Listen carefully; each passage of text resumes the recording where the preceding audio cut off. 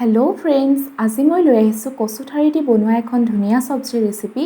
ইয়াৰ বাবে মই প্ৰথমে কচু ঠাৰিখিনি ভালদৰে ধুই লৈছোঁ আৰু এতিয়া কচু ঠাৰিখিনি এনেদৰে টুকুৰা টুকুৰ কৰি কাটি লৈছোঁ আৰু ইয়াৰ লগতে এটা মিডিয়াম সাইজৰ আলু টুকুৰা টুকুৰ কৰি কাটি লৈছোঁ।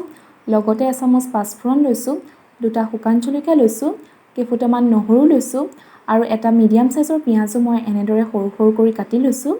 আৰু এতিয়া এখন কেৰাহীত অলপমান তেল গৰম হ'বলৈ দিছোঁ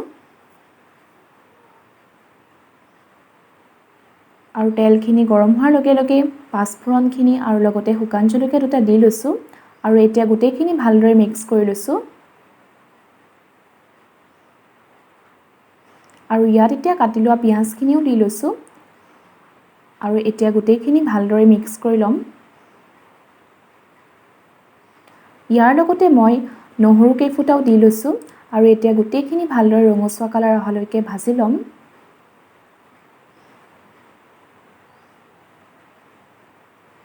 এয়া চাওকচোন, পিঁয়াজখিনি ভজা হৈ গৈছে আৰু ইয়াত মই এতিয়া কাটি লোৱা আলুখিনিও দি লৈছোঁ আৰু এতিয়া গোটেইখিনি ভালদৰে মিক্স কৰি লৈছোঁ।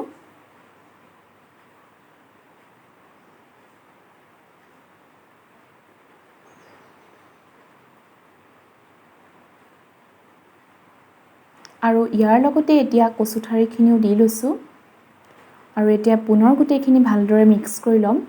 আশা কৰিছোঁ আপোনালোকে এই ৰেচিপিটো ভাল পাব আৰু এতিয়ালৈকে যিসকলে মোৰ চেনেলটো ছাবস্ক্ৰাইব কৰা নাই, প্লিজ মোৰ চেনেলটো ছাবস্ক্ৰাইব কৰিব আৰু কাষতে থকা বেল আইকনটো প্ৰেছ কৰি ল'ব।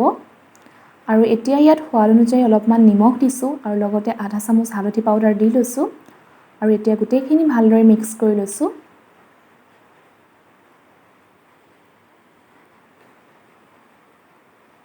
আৰু ইয়াত এতিয়া সৰু চামুচেৰে এচামুচ জিৰা পাউডাৰ, লগতে এচামুচ ৰেড চিলি পাউডাৰ আৰু এচামুচ ধনিয়া পাউডাৰ দি লৈছোঁ আৰু এতিয়া গোটেইখিনি ভালদৰে মিক্স কৰি ল'ম যাতে মছলাখিনি ভালদৰে কচু ঠাৰিখিনিত সোমাই পৰে।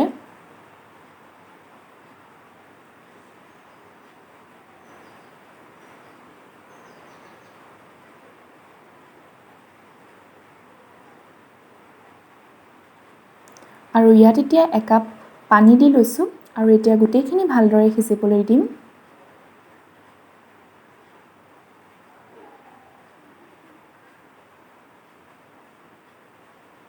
এয়া চাওকচোন, আমাৰ চব্জিখন লাহে লাহে ৰেডি হ'বলৈ হৈ গৈছে আৰু কচু ঠাৰিখিনিও লাহে লাহে সিজিবলৈ আৰম্ভ কৰিছে।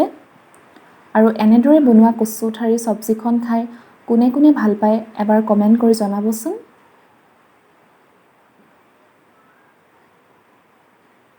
এয়া চাওক, কচু ঠাৰিখিনি লাহে লাহে সিজি উঠিছে আৰু আলুখিনিও ভালদৰে সিজি উঠিছে আৰু অলপমান সময় আমি গেছৰ ওপৰত ৰাখিলে আমাৰ চব্জিখন ৰেডি হৈ পৰিব। এয়া চাওকচোন, আমাৰ চব্জিখন ৰেডি হৈ পৰিছে আৰু পানীখিনিও ক্ৰমে নাইকিয়া হৈ পৰিছে আৰু ইয়াৰ লগতে মই এতিয়া গেছৰ ফ্লেমটো অফ কৰি লৈছোঁ। আৰু চাওকচোন, আমাৰ সহজতে বনাব পৰা কচু ঠাৰি চব্জিখন ৰেডি হৈ গ'ল।